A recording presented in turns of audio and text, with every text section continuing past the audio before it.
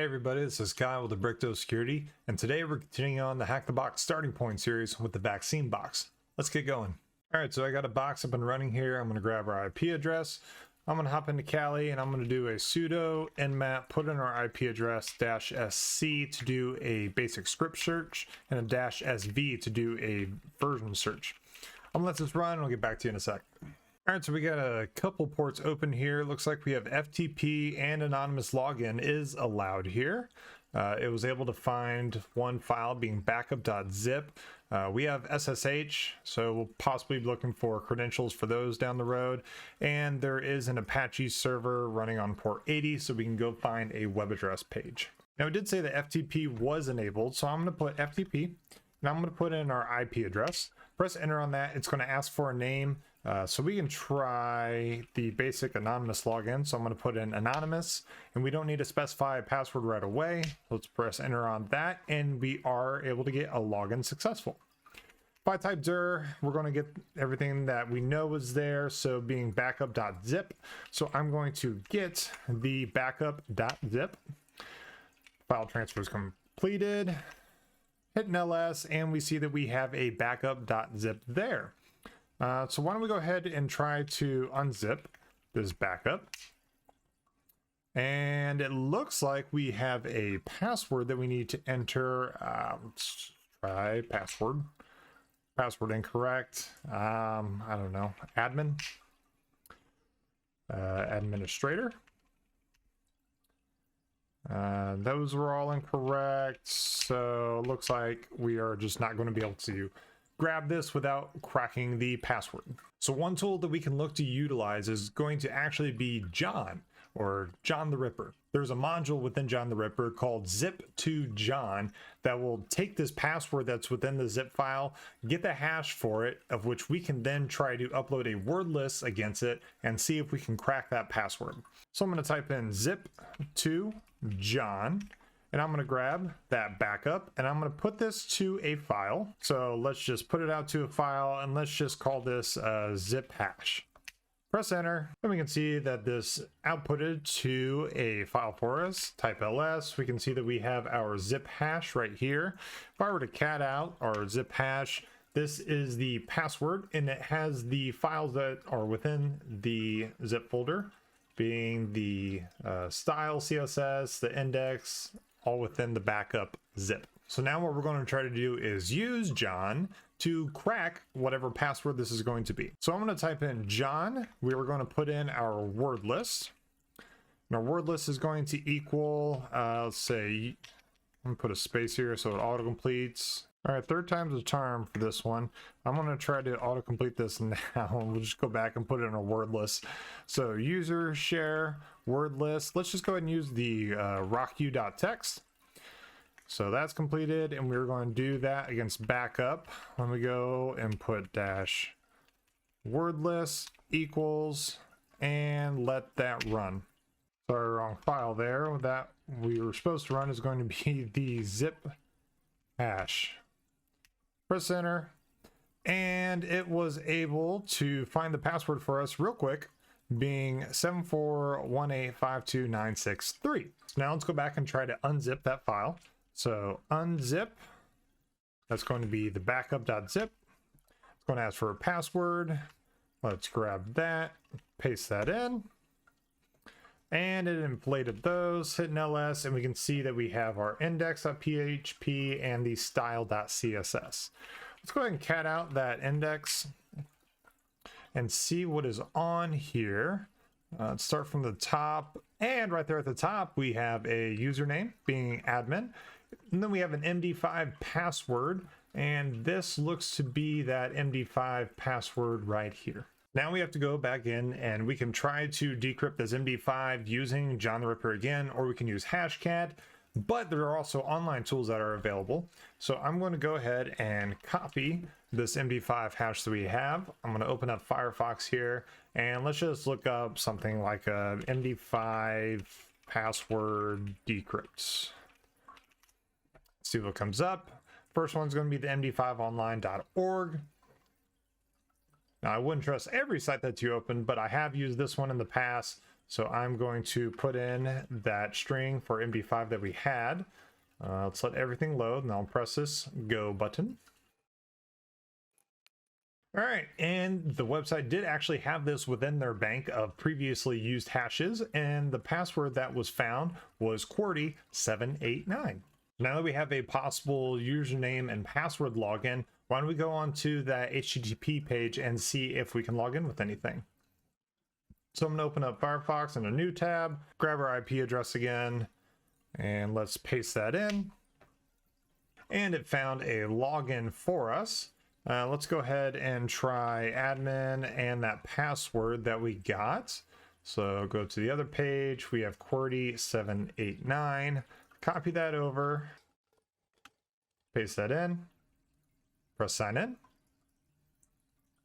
I'm going to not save for now. And here is our login admin portal with the dashboard.php. Now we can start going through this website to see if we find anything. Let me move my box real quick. You can see right there that we have a search bar. So I'm going to go ahead and enter something within the search. I'll just press enter and see if anything opens up. There's nothing. Maybe let's put a question mark. Didn't find anything. Put in a single quote, and we were able to get an error saying there's an undetermined string with a select anything from cars being, I'm assuming what that database is, with a name like, and then some percent signs. Now, finding an error like this is usually a good thing as far as a pen test perspective goes for us, because now we know that they're using some kind of database collection, and since we were able to get this specific error, we can try to run a tool or run a whole bunch of different word lists to see if we can get some kind of feedback and possibly find out what's inside of this database. One tool that we can look to utilize is something we've used in the past, and that is sqlmap. So what I'm going to do is I'm going to go back into the terminal here. Let me bring that back up to the top, and just for as a refresher, we can do sqlmap-h, and it'll load back in everything that we have for sqlmap. The thing that we're going to use more often than not is just going to be the URL that we're entering. And then we can specify anything that we need to, as far as something like the data being a specific ID if we need to request one of those. But there's also a cookie value that we might actually want to use in order to capture the session that we're in. Since we are logged in as the admin on this, what we can do is have sqlmap identify the cookie that we use to log in as admin and use that as the session ID for sqlmap to enumerate already being logged in to this dashboard. I'm going to scroll all the way back down to the bottom here. I'm going to type in sqlmap -u. We're going to specify the URL, put in a single quote. I'm going to get rid of that parentheses right there. I'm going to capture the rest of this. I'm going to paste that into our U, cap that off. And now at this point, I need to specify the session that we're going to use, doing -- cookie equals, and then I need to give it the cookie that we're going to use. So put in another single quote. Go back into the site here, and we're going to use a new Firefox add-on, and that's going to be the cookie editor. I'll paste the link into the description, and I'm just going to add this to Firefox real quick. We're going to add it. Let me move my camera back down to the bottom for you, and we can see that we have the little cookie symbol right here. Let's close out this. We're back in the admin portal. I'm going to just refresh the page. Look at this cookie and drop down, and we see that we have the value of the PHP session ID. So let's copy that. Cookie is going to be that cookie name. Put an equal sign again, go back in, and let's grab that value right there. Copy that, paste that in, close that off, and we're going to let sqlmap run. Now just remember, sqlmap does take a long time to run, and it can sometimes be a little loud. So always make sure anything that you're sending sqlmap against, you have permission to do so. Now I'll press enter on this. I'll let sqlmap run. I'll get back to you in a second.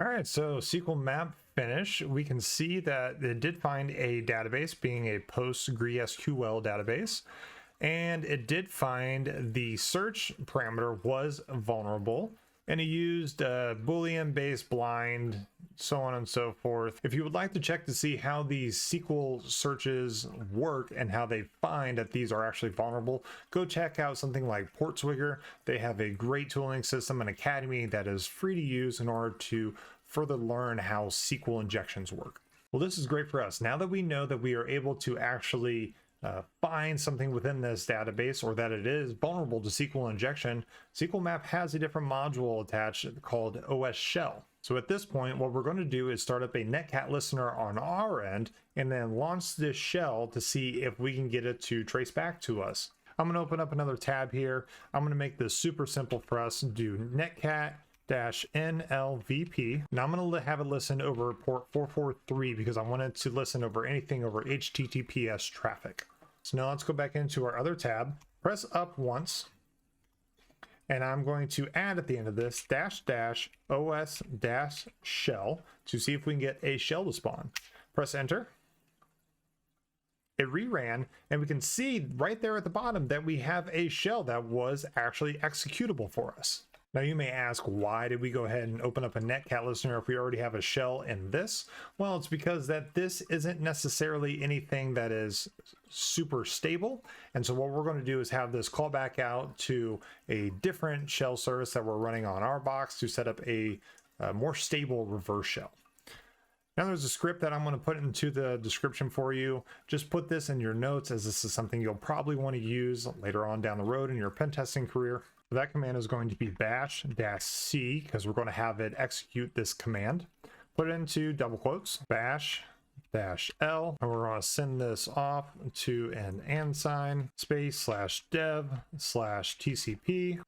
whatever our IP address is. Let me open up another terminal here. Wow, ifconfig, there we go. This is the IP address that's calling back to Hack the Box. So I'm going to copy that, put that in, / whatever port we set our netcat listener over. So that's 443. And this is a end script for bash 0 and 1. Close that off and in a double quotes, press enter on this. It's going to say, do you want to retrieve the command standard output? There's nothing listening on our shell yet. So we're going to make this just default, press enter. And let's go back to our netcat listener, and it was able to connect to our database. Now this is just a shell that we have, a basic shell, but we can try to get this a little bit better since it is stable now, and try to see if we can get bash actually running on this. So in order to call bash, I'm going to type this command, python 3-c, because we're going to call for this script. Single quote, we're going to import pty:/pty.spawn. Then we're going to have it call specifically bin bash. Close that off, close our parentheses, close off our single quotes, and we're going to press enter. That is my mistake. It should have been a semicolon. Syntax is important. All right, now we press enter on that, and we can see right there that we have a bash script up and running. Now at this point, you just need to go grab that flag. That flag can be found at cat var /lib/postgresql user.text. And there is our flag for the individual user. So now at this point, we need to find some kind of way of privilege escalation. What we can try to do is go look at logs or anything that has been entered primarily from within the server, but who knows, maybe they don't actually have any password for this account. So we can do a sudo-l to list out different things that we may need sudo for. Press enter for just a password. We don't have a password for this, so I'm going to just press enter until we get kicked out. Should be on the third attempt. Okay, so 3 incorrect password attempts that do have a password set. We can go ahead and try and brute force this with some kind of script if we would like to. But instead of that, why don't we go ahead and go poke around at some of the logs that may have been entered in this. Since we know that this particular site is using PHP and SQL, what we can go to is var www/html and hit ls, and we can see that we have all these different dashboards, one of them being the dashboard that was entered onto the original site. When we cat out that dashboard.php, press enter, and let's look around to see if we see anything interesting. Let's start up at the top here. And you scroll down a bit, you can see a script for a session start, and here's the connection script right there within the PHP script. Clear text as the database name of carsDB, the user being PostgreS or SQL, like what it is for our individual user, and the password of password. Now, if we remember back from our original nmap scan, we had FTP that was open. We found the backup zip that was in there, but we also had the HTTP service on port 80, but there was a third one being SSH. Why don't we go ahead and try to use this new user to SSH into this box? I'm going to open up another tab here. I'm going to do SSH. The user was PostgreS, and it's at. Let me go ahead and grab our box IP, paste that back in. Yes, I do trust you. And wanted the password. Let's go grab password. Copy that over, paste that back in.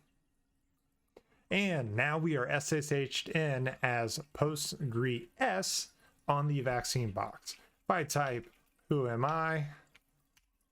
We can see who we are, hit an ID, and we have the user IDs right there. So we're not quite root yet, but we can go ahead and try to see if we have any abilities to run something as root.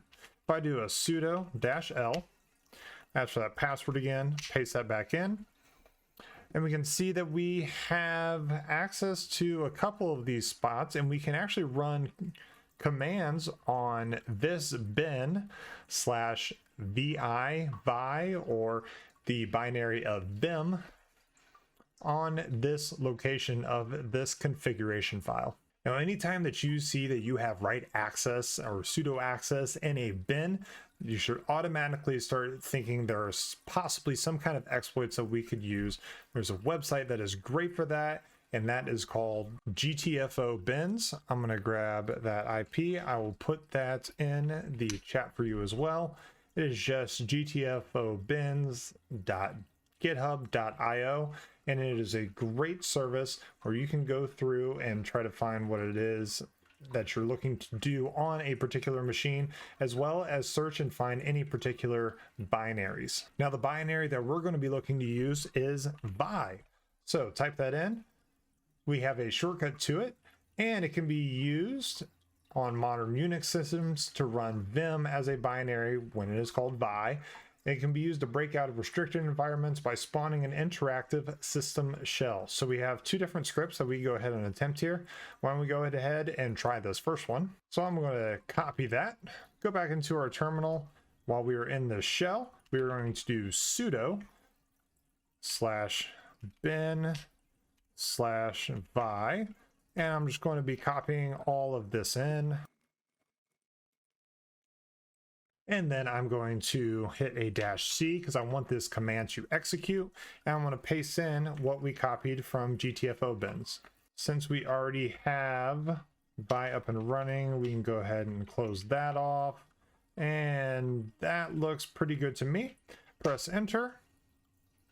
And we get an error saying, sorry, user Postgres is not allowed to execute on that as root on vaccine. Okay, well, that's no problem. The first one did not work. Let's go ahead and try to execute the second one. To execute on that, we see that we have to enter vi and then enter the shell bin sh. So let's copy this first script right here. Go back in, press up on this. Let's not have it execute anything, but I'm going to have it try to enter vi. Sorry, I had a syntax error. And we can go ahead and try and execute this again. I realized I had an Etsy with a period. Let's try adding a slash, and we can see that we still do not have privilege to it. But let's go ahead and just try to enter the vi editor. So now that we've entered our editor, we are going to then type out this colon set shell equals /bin /h. So colon set shell equals /bin /sh. Press enter on that, and we're going to enter something else again. So colon shell. And now you can see that instead of having our ID as Postgres at vaccine, we now have the #, which is indicative that we are actually root. If I type in who am I, you can see that we are root, hit an ID, and we have root on all things. At this point, you just got to cat out the root flag. And there is our flag. Now let's go back in and answer the rest of these Hack the Box questions. Besides SSH and HTTP, what other service is hosted on this box? That was FTP, where we found the backup.zip. This service can be configured to allow login with any password for a specific username. What is that username? That was anonymous. What is the name of the file downloaded over the service? That was backup.zip. What script comes with the John the Ripper toolset and generates a hash from a password-protected zip archive and a format to allow for cracking attempts? That was zip2john. What is the password for the admin user on the website? That was QWERTY789. What option can be passed to sqlmap to try to get command execution via the SQL injection? That was the --os--shell. What program can the Postgres user run as root using sudo? That was vi, short for vim. And we'll have to submit our user flag and our root flag, and that will have completed the vaccine box. Congratulations on completing the vaccine box. Let me know if you have any questions in the comments. I'll see you in the next one.